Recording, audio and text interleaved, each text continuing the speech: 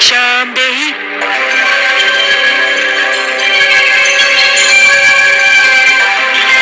बैठ जाओ वत्स, तुम यज्ञ छोड़कर कहीं नहीं जाओगे।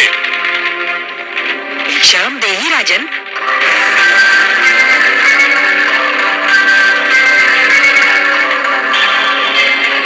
क्षमा करें गुरुदेव, किंतु बलि के द्वार पर कोई भिक्षुक आए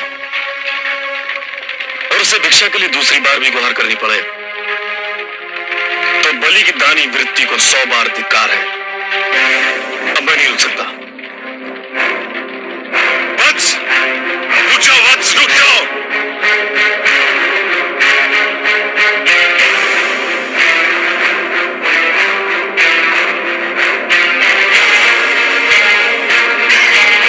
प्रणाम राजन। प्रणाम ब्राह्मणदेव, कहिए क्या चाहिए आपको? राजन, मैं तो एक साधारण ब्राह्मण हूँ और एक ब्राह्मण भिक्षा के अतिरिक्त और क्या चाह सकता है? क्या भिक्षा चाहिए आपको? स्वर्ण, गोधन, गजधन, हीरे, मोती? नहीं राजन, मुझे इनमें से कुछ भी नहीं चाहिए। ब्राह्मणदेव, तो फिर जो भी आवश्यकता हो आपकी मेरे सामने व्यक्त कीजिए। यदि मेरे वश में हुआ तो मैं इसे पूरा करने में तनिक भी संकोच नहीं करूंगा।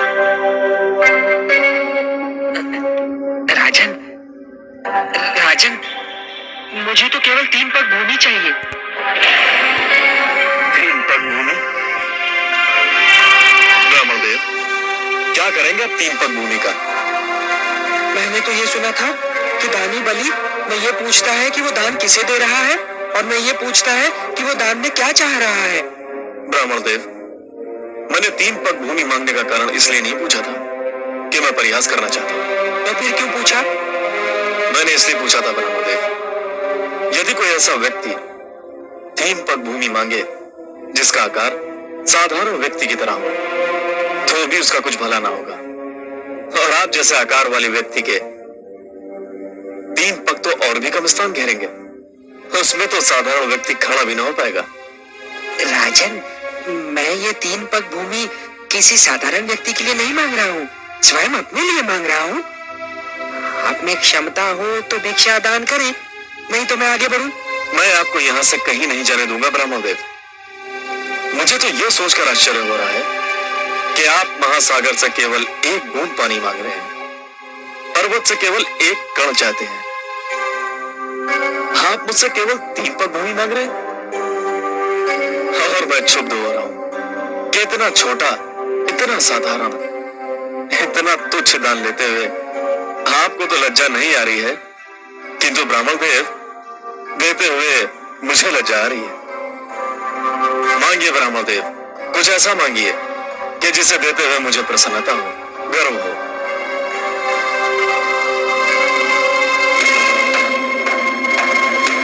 राजन, मुझे तो केवल 3 पग भूमि चाहिए।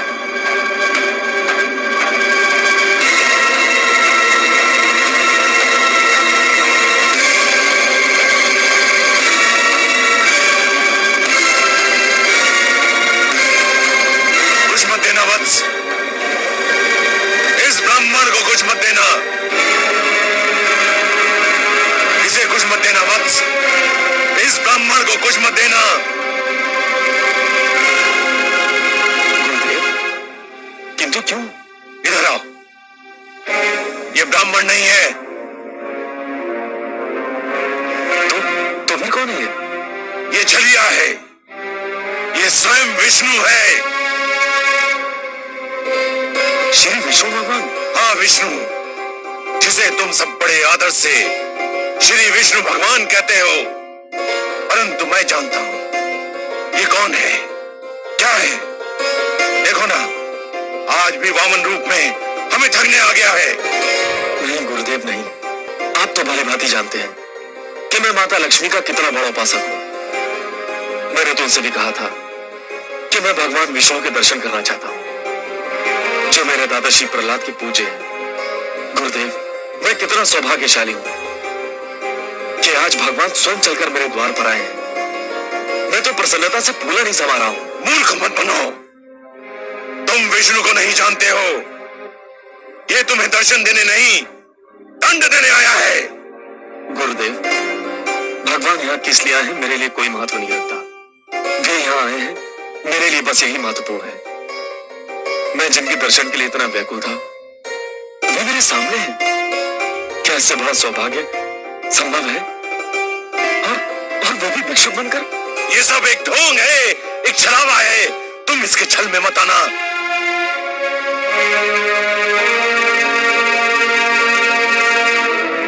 महाराज के विचार में यदि कोई परिवर्तन हुआ हो तो ये ब्राह्मण भिक्षा लिए बिना भी जा सकता है राजन। नहीं भगवान नहीं। तो फिर मेरी 3 पग भूमि मैंने मैंने दे दी भगवान, मैंने दे दी। यूं नहीं महाराज, संकल्प लेना होगा। अवश्य।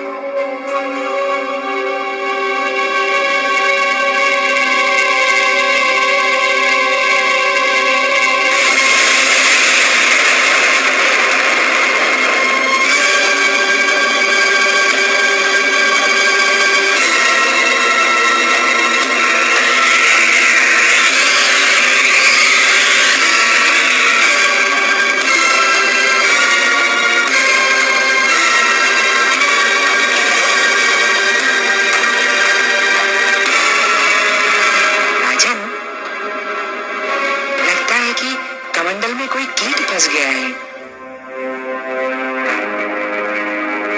एक क्षण, मेरा छाता।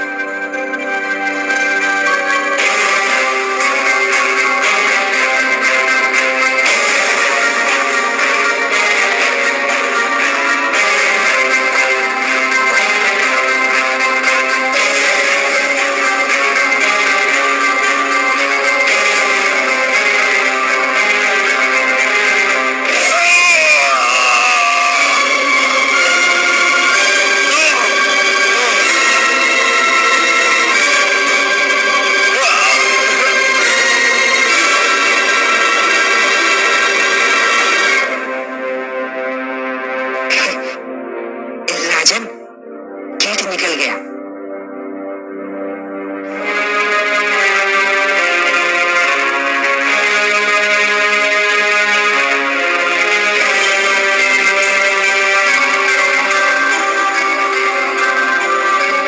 हे ब्रह्मदेव, लीजिए, मैंने संकल्प ले लिया। मेरे अहोभाग्य के संसार को सब कुछ बांटने वाला आज मुझसे केवल 3 पग भूमि की याचना कर रहा है। ब्रह्मदेव, नाप लीजिए 3 पग भूमि। मेरा दान स्वीकार करके मुझे धन्य कर दीजिए। लो वत्स, मैं 3 पग नापता हूँ।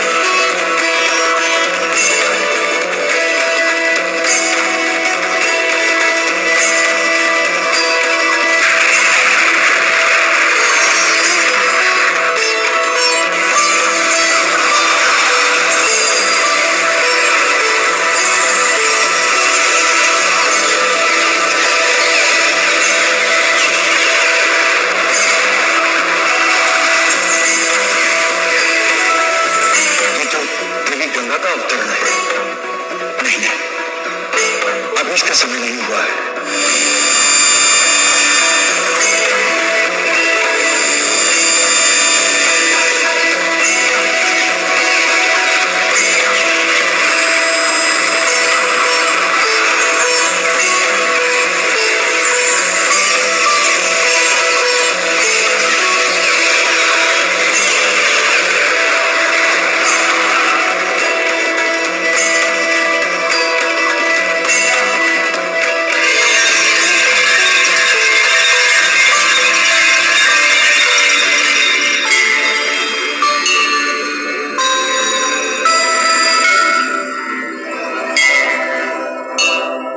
प्रजापति, मुझे अपने कमंडल से मुक्त करने की कृपा कीजिए।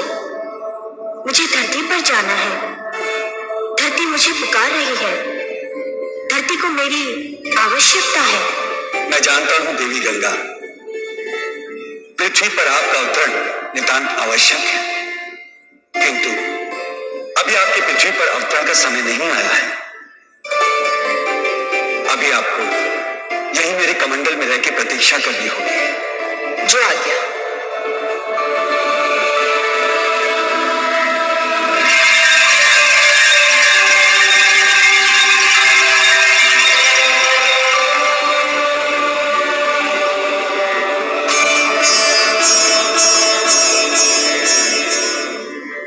हे बलि, मैंने पहला पग उठाकर समस्त धरती और पाताल को नाप लिया है। अब मैं दूसरा पग उठाने जा रहा हूं।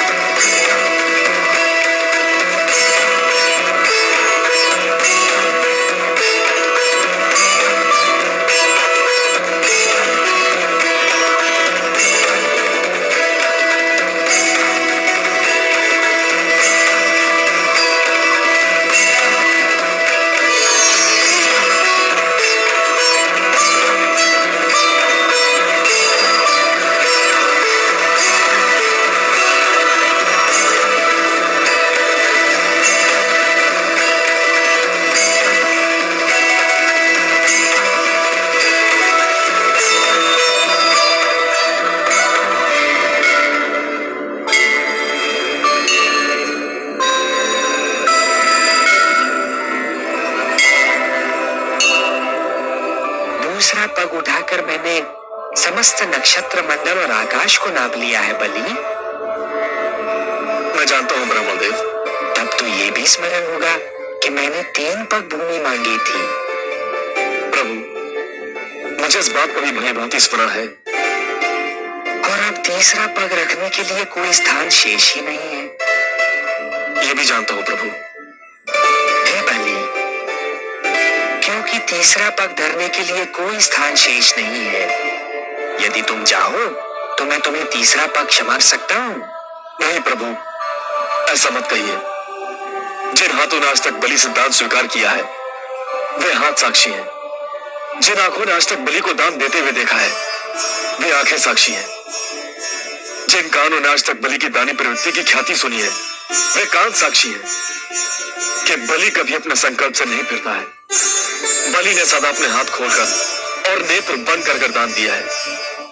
प्रभु, बलि ने आपको 3 पग भूमि दान करने का वचन दिया है। प्रभु, तो आपको अपना तीसरा पग उठाना ही पड़ेगा। उठा तो लो बलि, परंतु प्रश्न ये है कि उसे रखूंगा कहाँ? कोई स्थान शेष ही नहीं रहा। मैं जानता हूं प्रभु, मैं ये भली भांति जानता हूं कि आपके दोनों पगों ने ये सारी सृष्टि, मेरा सारा राजपाट और जो क्षेत्र मैंने जीते थे, वे भी नाप लिए हैं। अब केवल एक ही स्थान बचा है जिस पर मेरा अधिकार है, जो मेरा है। मैं तुम्हारा वाक्य पूर्ण होने की प्रतीक्षा कर रहा हूं बलि। वो कौन सी वस्तु है जिस पर अब भी तुम्हारा अधिकार है? प्रभु, वो वस्तु है मेरा शरीर। बस अब मेरी काया ही बची है जिसे मैं अपनी कह सकता हूं, जिस पर अब भी मेरा अधिकार है। प्रभु, आप अपना तीसरा पग मेरे शीश पर धरिए, ताकि संसार ये जान ले कि बलि केवल देना नहीं, वचन निभाना भी जानता है। प्रभु, कृपा करके उठाइए अपना पवित्र पग और धर दीजिए मेरे शीश पर। प्रभु, ये मेरा आग्रह भी है, मेरा हट भी है और मेरी विनती भी है। हे बलि, यदि तुम्हारी यही इच्छा है और यदि तुम ये समझते हो कि इसी में तुम्हारा उद्धार है, तो मैं ऐसा ही करूंगा।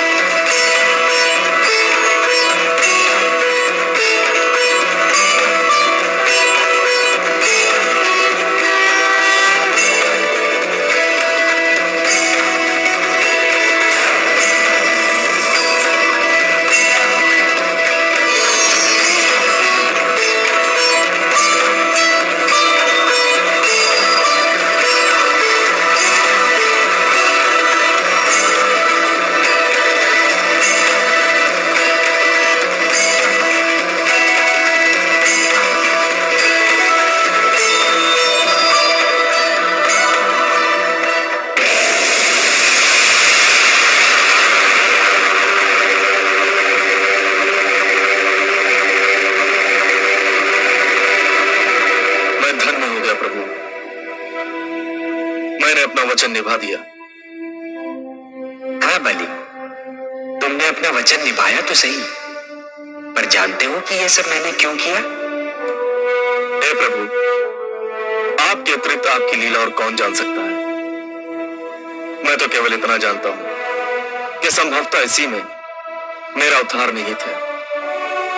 बलि, तुमने अपने जीवन का प्रारंभ बड़े शुभ और उत्तम ढंग से किया था, परंतु जब तुम जीवन के दोराहे पर पहुंचे, तब तुम उस मार्ग पर चल पड़े बलि, जिस पर असत्य का डेरा था, अहंकार का अंधेरा था।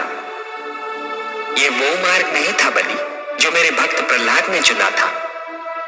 ये तो हिरण्यकशिपु की प्रवृत्ति का मार्ग था, जिसके दमन चक्र को रोकने के लिए स्वयं मुझे नरसिंह अवतार धारण करना पड़ा था।